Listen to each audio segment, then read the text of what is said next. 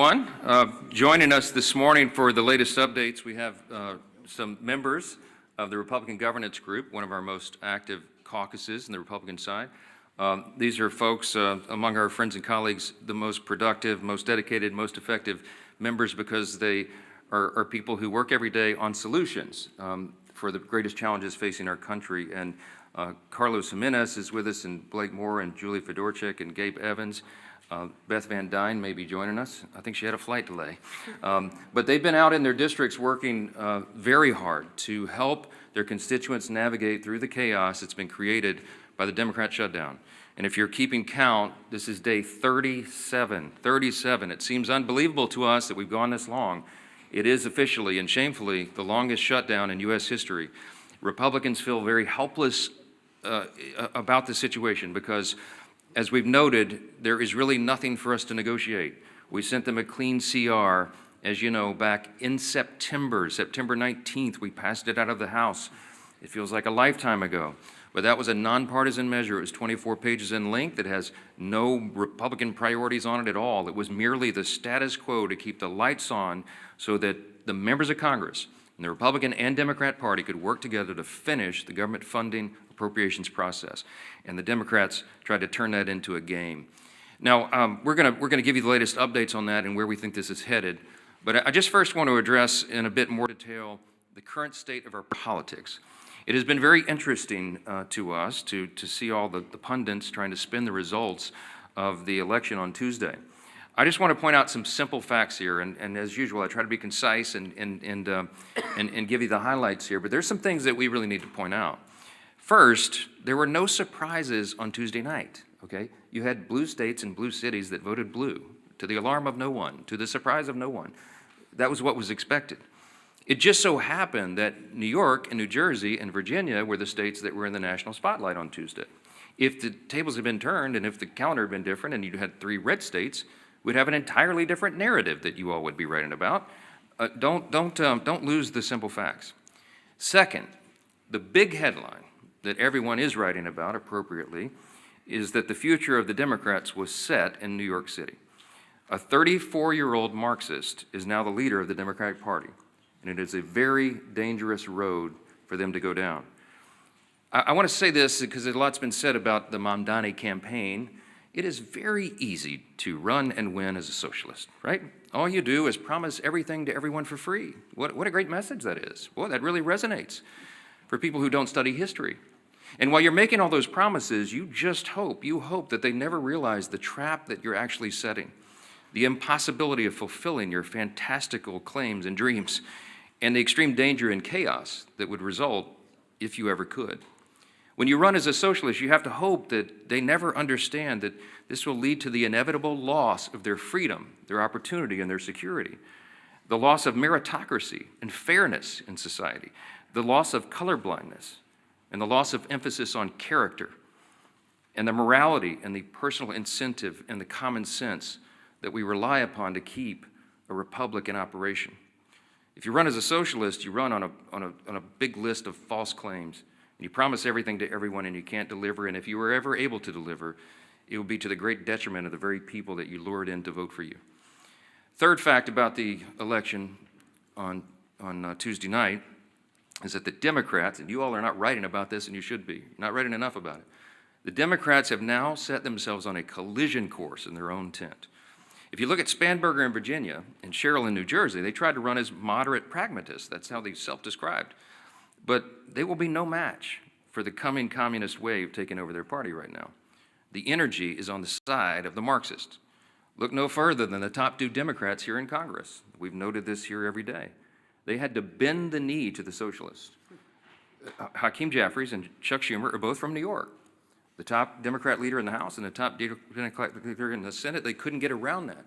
And so Hakeem had to ultimately embrace it. He had to give the full blessing to Mamdani and his agenda. And he co-owns it.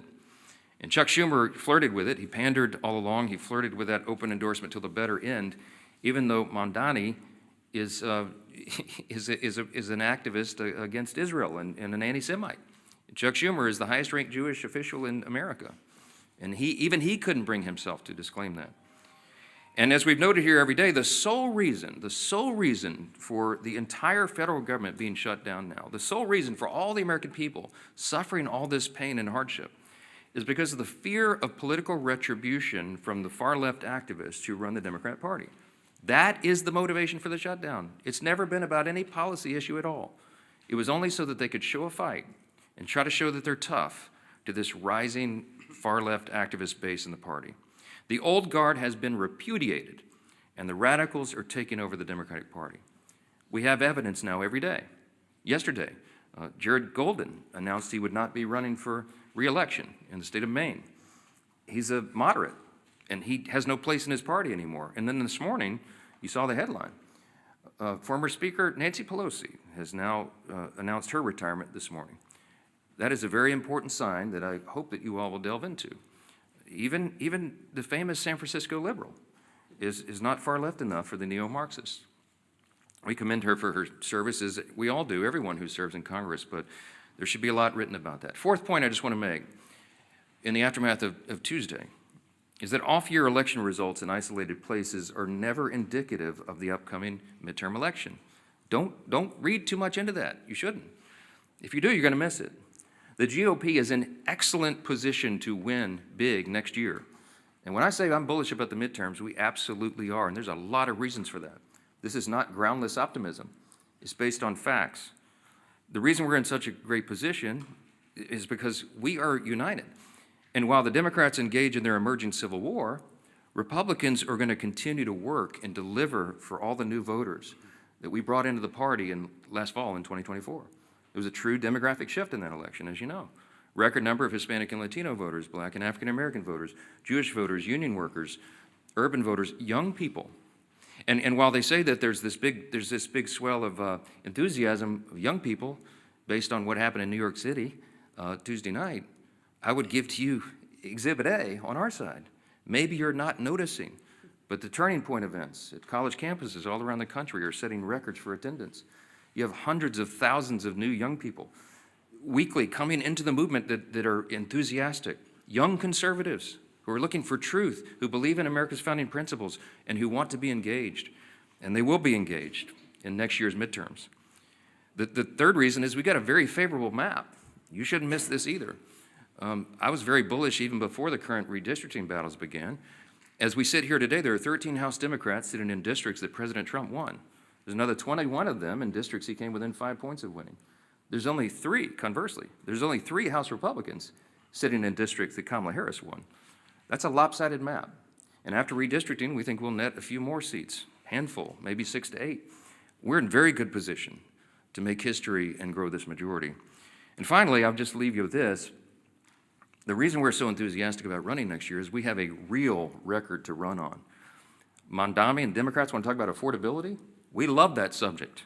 We love it. Look at the facts. I brought some this morning. It's the Republicans who are working every day to make life more affordable for working families. And it's not a talking point for us. We are delivering.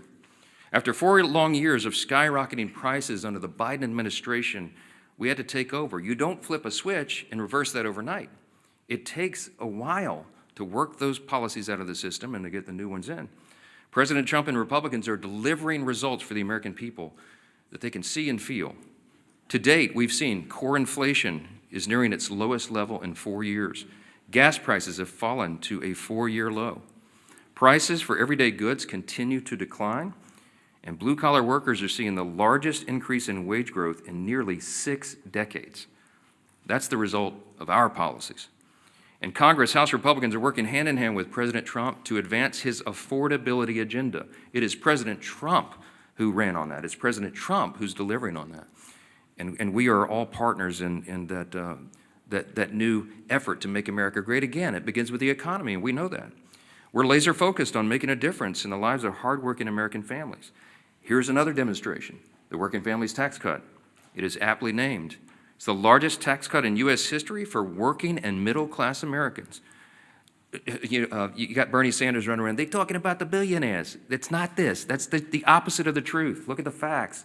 That bill was written for lower and middle-class earners, and they are the ones that will feel the positive effects going into next year. We included in that, as you know, no tax on tips, no tax on overtime, real tax relief for seniors. These are the kinds of things that people feel, and they see that we're making good on our promises. We've made historic investments in American energy dominance to drive down the cost of gasoline and groceries. And we're grounding every decision we make in common sense. That's what we restored. That's what we ran on. That's what we're delivering. A return to common sense, not the woke progressive nonsense that they delivered for 4 years, not the spending like drunken sailors that drove cost up for everything with inflation. We're restoring common sense, fiscal responsibility. We're good stewards of taxpayer dollars, and we're refusing to cave right now, today, to the Democrats' wild demand to spend $1.5 trillion in new spending. That is taxpayer dollars, that's your money, that they want to spend to reopen the government. That's their counterproposal. That's why we're not having a negotiation with them. It's ridiculous. Included in the $1.5 trillion that they want to spend is $200 billion, almost $200 billion, to restore health care benefits to illegal aliens. That is taxpayer money that they want to spend for that. They want to send billions of dollars back overseas for social programs in foreign countries. We're not doing that. They want to give $500 million back to the Corporation for Public Broadcasting to prop up left-leaning news organizations. We're not doing that. And by the way, in the middle of all this, they want to cut $50 billion from the Rural Hospital Fund. They can't tell you they care about health care since they put that in their proposal. We're grounding every decision in common sense. And Democrats had their chance. When they controlled Washington, look at the history. Don't forget it. This was just a year ago. You know what we inherited? They left us with a 40-year high inflation, higher taxes and energy prices, and massive instability around the world. And what did they do in June of this year? This is the most recent history no one can forget. They voted against no tax on tips. They voted against no taxes on Social Security. They voted against a larger child tax credit. The Democrats in the House and Senate voted against lower energy prices, against more American manufacturing and jobs, and against lowering health care premiums by 12%. That provision, the cost sharing reduction provision, was in the House version of the Working Families Tax Cut, the big beautiful bill. We sent it over to the Senate, and they worked to strike it out of the bill. Ask the Senate Democrats about that. Right now, they've created another mess.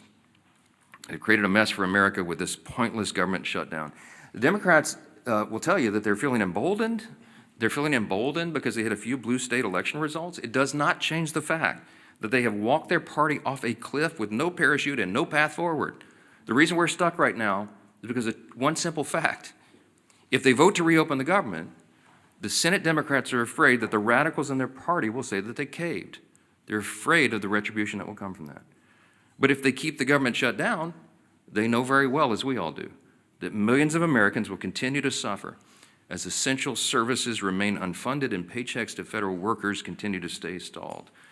So our question for Democrats this morning is this: which constituency matters more? The loud radicals in your party or the hardworking American people? I can tell you which side the Republicans are on. 15 times we voted for the hardworking American people. And 15 times so far, the Democrats in Congress have voted for the radicals in their party. It is unconscionable to us that they've allowed it to go on this long. And at some point, all you can do is pray that common sense prevails. And that's what I've been doing a lot of. We hope and pray that there are still Democrats out there. There's just a handful. We need 5 more votes. 5 centrist, common sense Democrats in the Senate to come to those senses and do the right thing. It's time for them to put their country first. I'm delighted to introduce the next speaker, and he's a congressman from Miami. He's a former mayor of the county down there, and he has been in charge.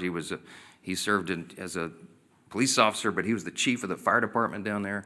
I mean, the guy's resume is longer than almost anybody in Congress, and as a son of a firefighter, I always take personal delight in reminding everybody he's the only career firefighter paramedic in Congress.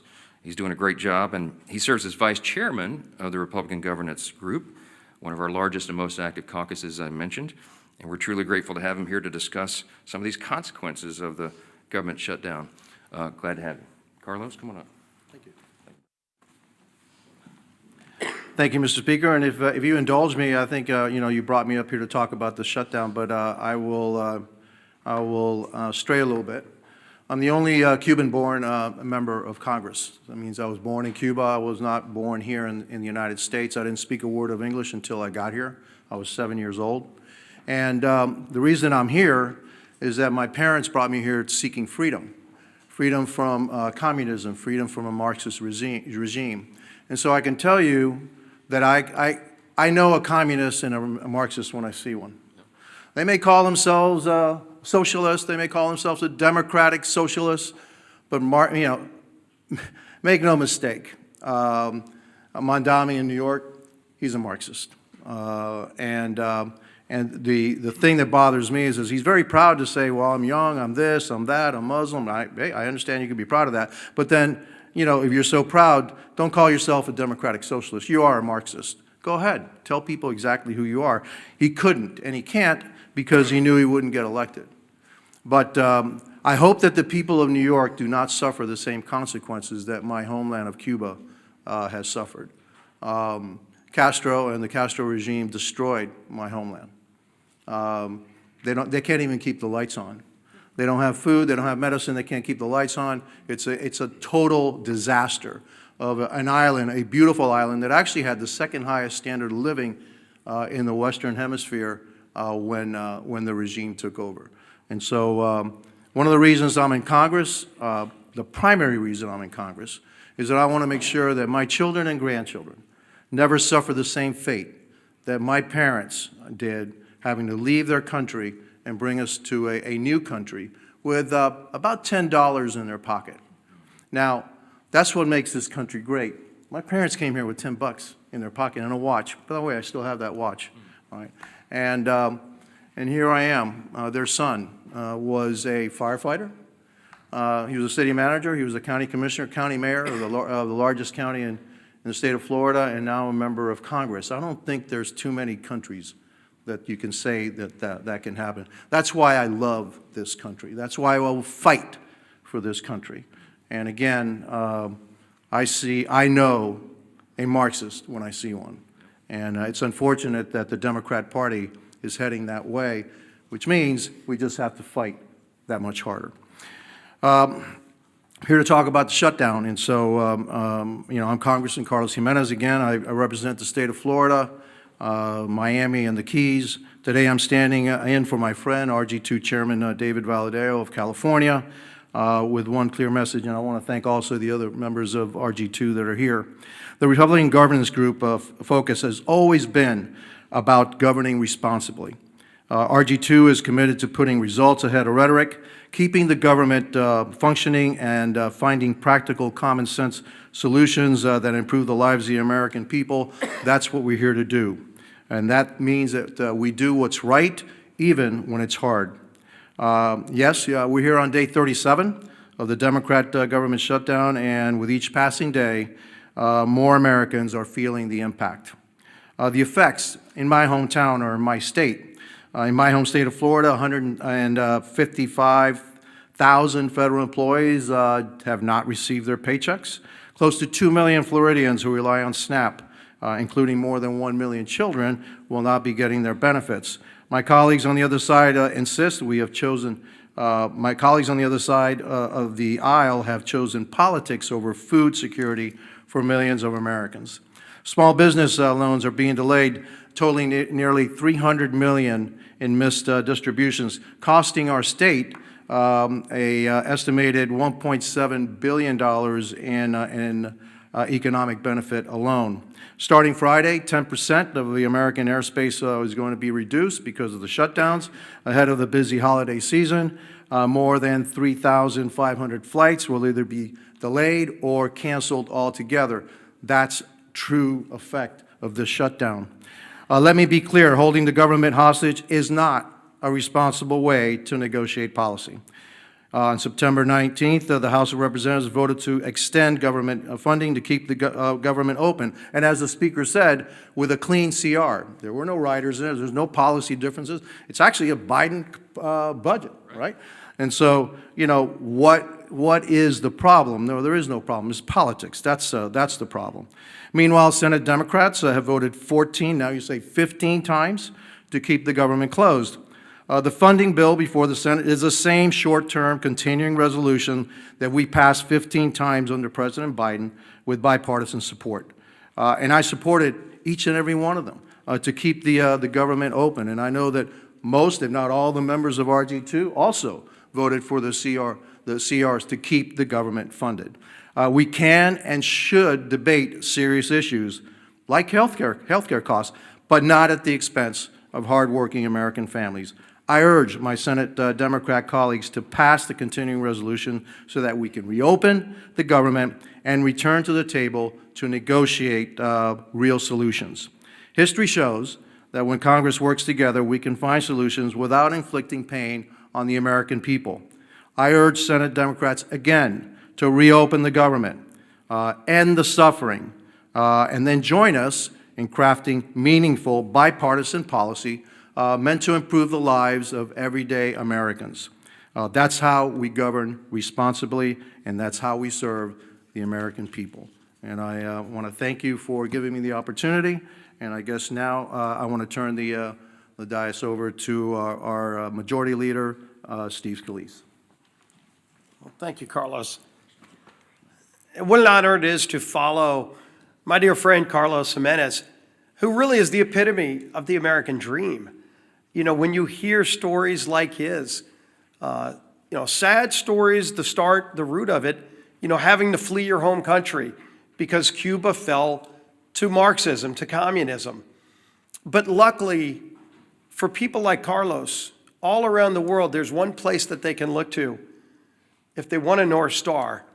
If they still believe in freedom, they yearn for that desire, and then it fails in their home country, they can look to the United States because the United States represents freedom all around the world.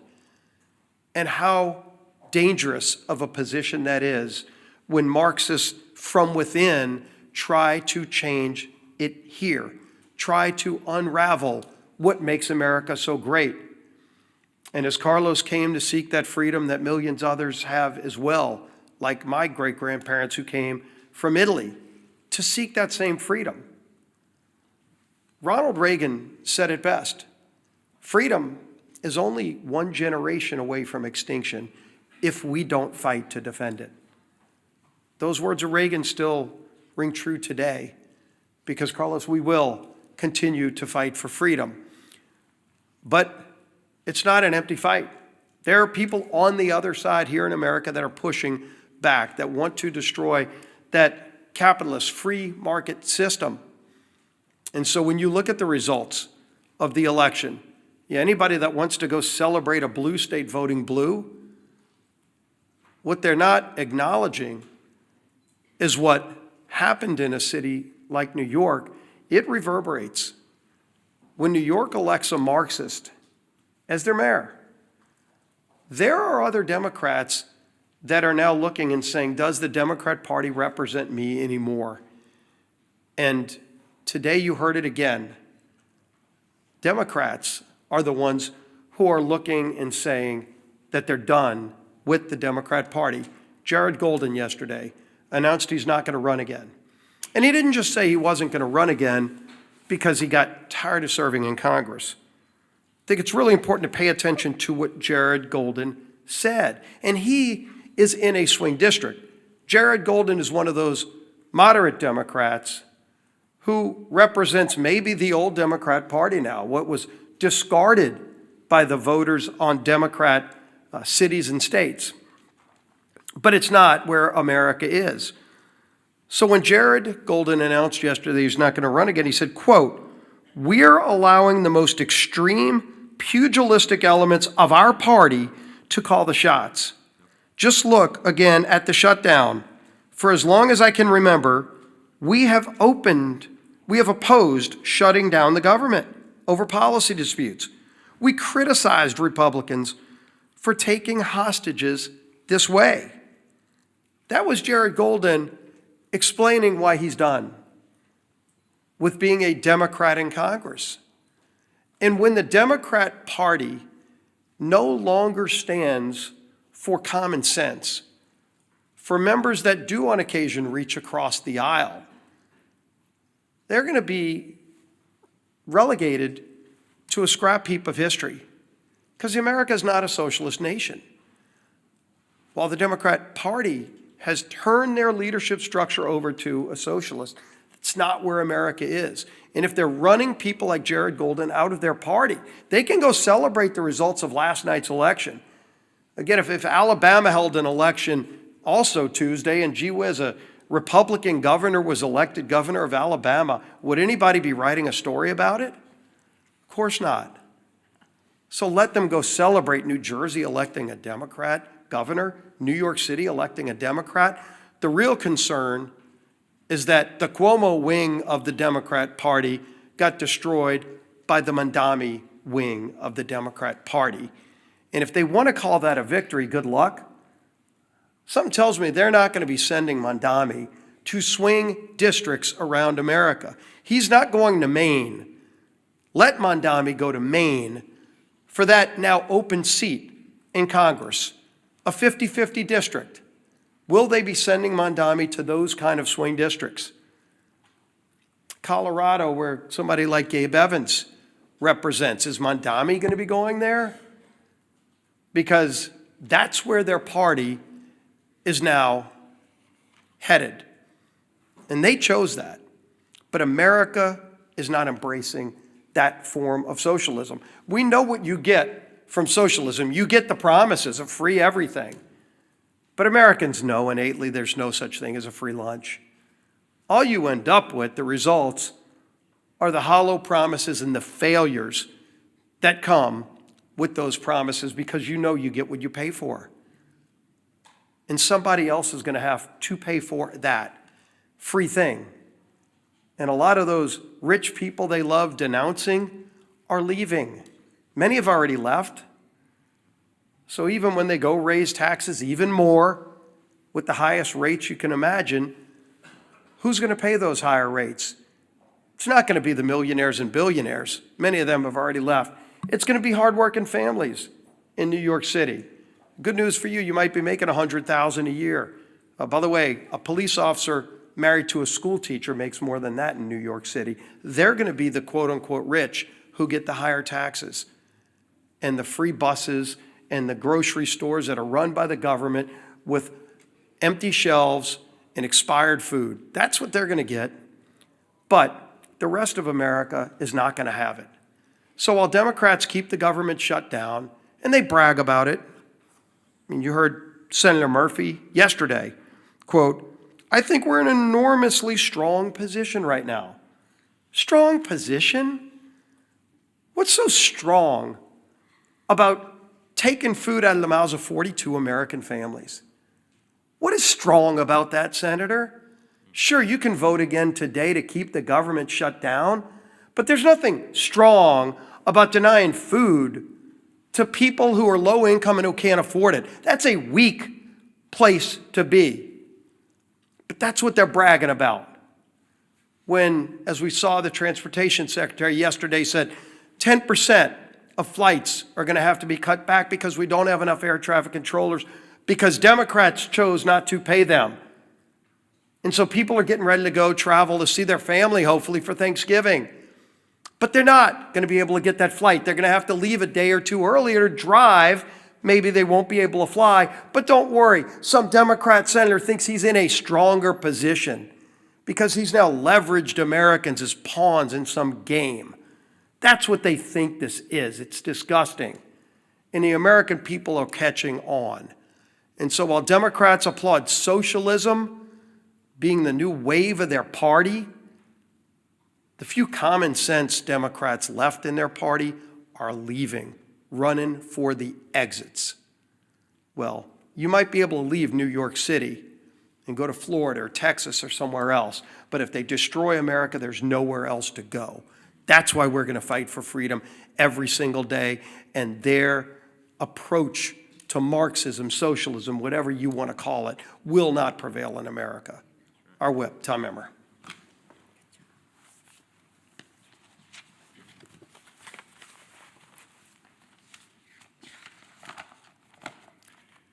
It's day 37 of the Democrat government shutdown, and one thing has become clearer, more clear now than ever.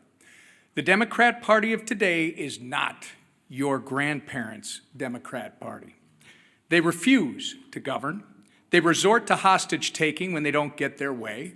They routinely put politics before people. And now they have made communists and assassination fantasizers the pillars of their party. Democrats claim they want to make life more affordable for hardworking Americans, but every time that they've had the majorities in Congress and a Democrat president in the White House, they've done the exact opposite. Take the American Rescue Plan under Joe Biden, for example, which was later deemed by economic experts as the, quote, original sin that led to double-digit inflation. Or look at the Affordable Care Act, which is so unaffordable, they have to pay people to use it. The Democrats have no moral high ground to stand on when it comes to good governance. They don't know what it is. And when they claim that they're fighting for you, do not believe them. Because if this shutdown has taught us anything, it's that the Democrats will willingly inflict pain on the American people if they think it gives them political leverage. Their kamikaze politicians and their constituents deserve better. In stark contrast, however, Republicans have done our jobs.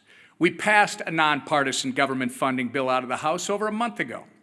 All we need, as the Speaker said earlier, is just 5 Democrats in the Senate to grow a spine, stand up to the radicals in their party, and join us in getting our clean CR to the president's desk. Enough is enough. It's past time for Democrats to end the political games and reopen the government for the people they were elected to serve. Our conference chair, Lisa McClain. Thank you.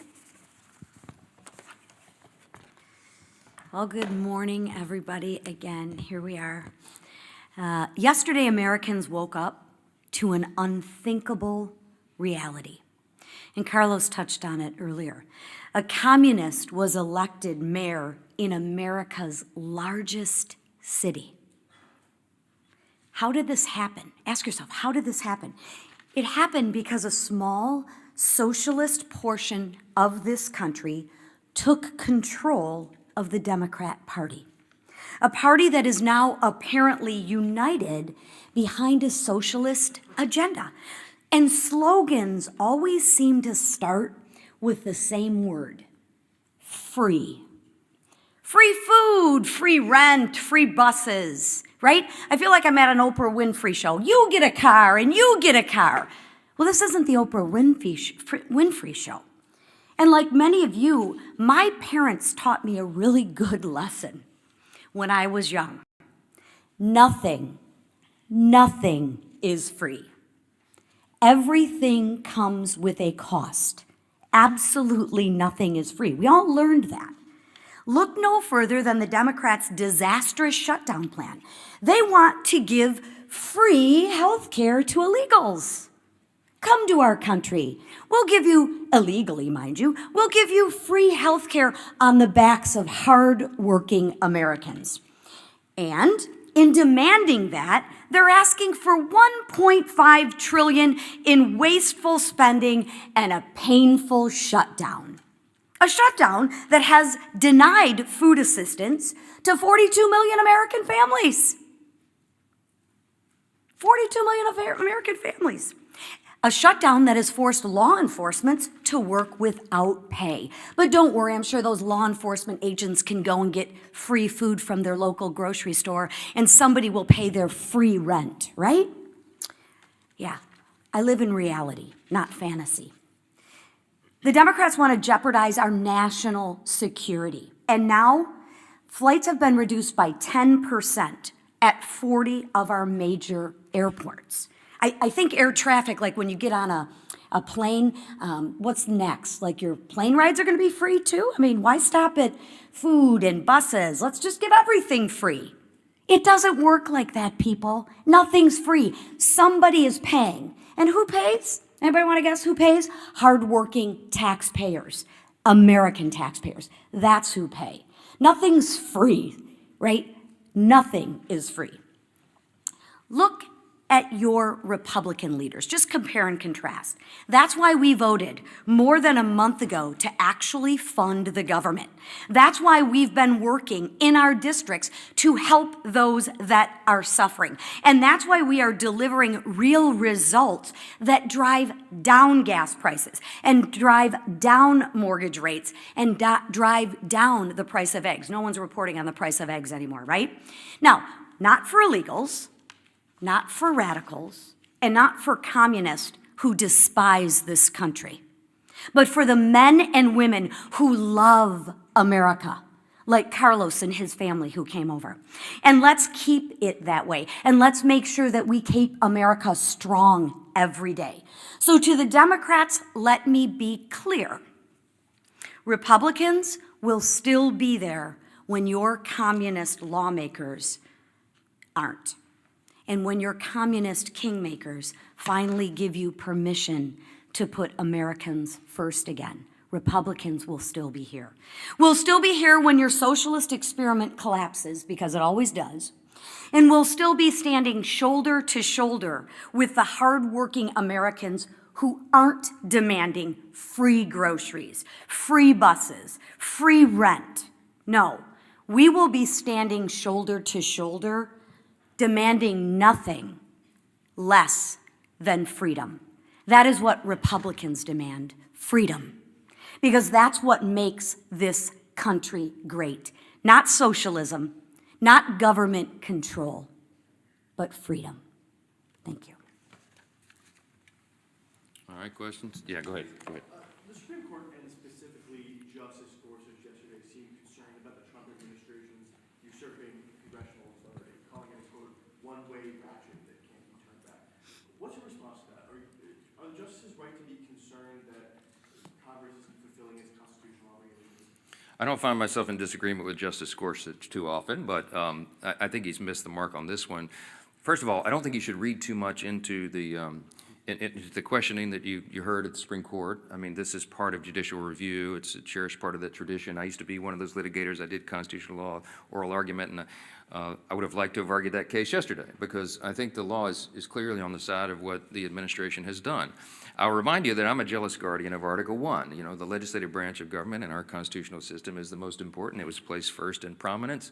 And that's true. And while Congress has a role to play in tariffs and related trade and economic policy, the executive branch does as well. And I think the president has used that well within the bounds of what he's allowed to do, because he's addressing what was truly a crisis for the country. The trade disparity had gone on for decades. It was creating a real imbalance, and it was adversely affecting American people and consumers. Remember that he ran on this idea. He talked about tariffs on the campaign trail, and he got a popular and electoral college mandate in the election. So this is not some surprise. He's fulfilling the promise that he was elected to fulfill, in a literal sense. So I think the court has to give deference to that. I think the court has to recognize the executive is doing what they're doing. He's using tariffs to create leverage in our trade strategy, and it is yielding great results for the American people. And heaven forbid if it were reversed, because it would create chaos, which is one of the questions I think Justice Barrett asked, my old friend from Louisiana. I mean, that was an important question, because it would set back all of the strategy and the trade agreements and a lot of the things that have been accomplished for the people. So in summary, I would say, don't read too much into the questions. This is how the process works. I'm sure the court will look at this very carefully and deliberately, as they do, and I expect that we'll have a majority of the court that says that this administration is doing what they have the legal authority to do. If I felt like the executive branch had overstepped its bounds on trade or on the tariffs or something, I would have stepped in. I mean, that's my job as the Speaker of the House over the legislative branch. I would have done it in my own way, to be candid. I would have gone to the president privately and said, hey, sir, enough. I think you're overstepped the bounds. Let's try to figure that out. I wouldn't have publicly had a big spat with him, because it wouldn't have been necessary. But that conversation didn't happen, because I believe that what he's done is well within the bounds. And so we'll see what the court does. Yes? Thanks, Mr. Speaker. Leader Thune has said on a number of occasions that in exchange for reopening the government, he will promise Democrats a vote on ACA subsidies by a date certain. Will you do the same in the House? He promised it a long time ago, and he was rebuffed. I mean, that's not what this is about. I mean, they've demonstrated over and over and over. Somebody said this is the Seinfeld shutdown. It's about nothing. If you brought in 100 Senate and House Democrats right now and said, what is it about? They wouldn't even give you the same answer. They don't even know. They filed a counter proposal that's $1.5 trillion in new spending with all the crazy abuses that I listed earlier today. That's still sitting out there. That's the counter proposal. Then they tried to say it was about health care. That was never the issue for the September 30th fiscal cliff. That was always a December issue. We always knew, everybody in the building knew, we were going to have to wrestle through that and come to a consensus on a solution on the COVID-era Obamacare subsidies in October, November, December. And ironically, they're eating up all the clock where that would have been done. It's not about any of this. It's about politics, as we explained earlier. They are more afraid of the radical activists who are running the Democratic Party right now than they are of starving families, having families go hungry and having federal workers go without paychecks. That's just a simple fact. So yes, Leader Thune has been over backwards. He's offered them a vote. You know what they told him in response? No, we need you to guarantee the outcome of that vote. Well, that's ridiculous. That can't be done. The House is coming in from the Senate. Will you assure the House members that they'll get a vote, House Democrats, that they'll get a vote on ACA subsidies by a date certain? No, because we did our job, and I'm not part of the negotiation. The House did its job on September 19th. I'm not promising anybody anything. I'm going to let this process play out. I'll tell you what they wanted. I'll tell you what Schumer and Jeffries wanted. In fact, Chuck Schumer said it publicly and decried that Thune and I would not go in a back room with them and make a four corners agreement on Obamacare subsidies. And I said, there's no way. That it was never possible or appropriate for that to be handled on a CR, on a short-term stopgap funding measure. And he knows that. And we're not doing that anymore. We're not taking four corners, four leaders in a back room and making a deal and hoisting it upon the people. I'm not going to be a part of that. Chuck Schumer is part of the old way this was done, and that's part of the reason why people have such a lack of trust in Congress. We need to be transparent, open. We need to do it through the process. We need to involve and engage all of our caucuses and all of our members in this discussion. Healthcare is very complicated. It is very complex, and it is not something four people can go in a smoke-filled room in the back and make a deal on. I reject it. Yes. Speaker, the president yesterday said that Republicans were getting people for the shutdown. Is it helpful to have them talking like this when it's actually emboldening Democrats not to pay? Look, I've spoken with the president about it. I reminded him, as I said this morning, this was not a surprise to us. I mean, blue states elected blue leaders. I mean, yeah, so what? I mean, it would have been a huge headline if we could have had an upset there, but that was to be expected. As Leader Scalise said, I mean, you know, if the three big elections yesterday would have been in, you know, Louisiana, Alabama, and Texas, you'd have a totally different narrative, right? Or name any red state. It just so happened that those were the blue states. That was the blue outcomes. That's what everybody expected. I don't read too much into that. Yes, front row. Morning. Two questions. One, about the shutdown, you said 48-hour notice for the House to return. Does that include this weekend? And then a question for you and for Chairwoman McClain. Egg prices are no longer in the headlines, but food prices themselves have still been going up. Grocery prices are still going up. How do you respond? Yeah, but the USDA has reported, and all of the economists have shown, food prices always go up. There's an inflationary level that's built into grocery prices, but they're going up at a much slower pace. In other words, the economic policies, even though all the provisions of the Working Families Tax Cut have not yet been implemented, that's going to make a dramatic effect. It's going to be like jet fuel to the economy. We have all these pro-growth policies that will bring down costs, increase wages, increase jobs, and more access to the economic rung so that more people can climb up the ladder. But in the meantime, even the fact that we have made these positive steps and momentum, grocery prices are rising at their slowest level in many years. You should look into that. So, I mean, that is an exhibit C, and the argument that it's Republican policies that are the only thing that's going to bring that down. The reason that your grocery prices are so high, it's multifaceted. But it's because we had 4 years of Bidenomics. Remember when they tried to tell you that Bidenomics was so good for you and your family, and everybody went, what are you talking about? That's part of the reason we shellacked them in the election last fall, because they were trying to sell you a bill of goods that wasn't true. And the reason that inflation rose is because, as was noted earlier, the big signature pieces of legislation that they passed in the Biden administration were disastrous for the economy. And it made inflation rise rapidly. Why? Because when you pour more dollars into the economy, that is the effect. It's just as sure as gravity. It's basic economics.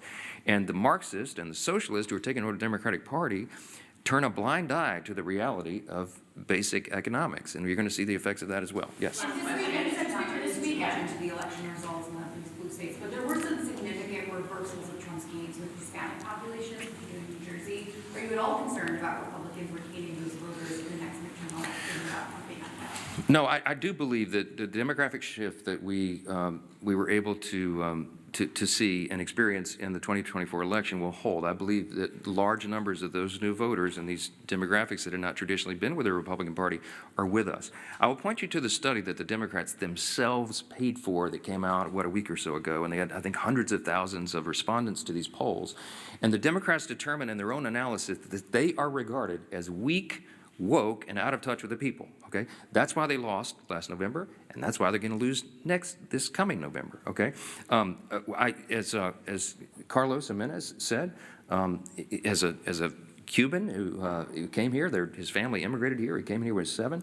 This is the American dream. I know that the Hispanic and Latino populations across this country understand which party is delivering for them, and they're going to feel that positive effect. They're going to feel increased wages and more opportunity, and before they get to that election next fall. And that's why we did the big, beautiful bill, the Working Families Tax Cut, so early in the year, because we wanted that to really take hold after the beginning of the year so that people will feel that. And we're convinced they will, and I think that's going to inure to our benefit. Thank you all so much.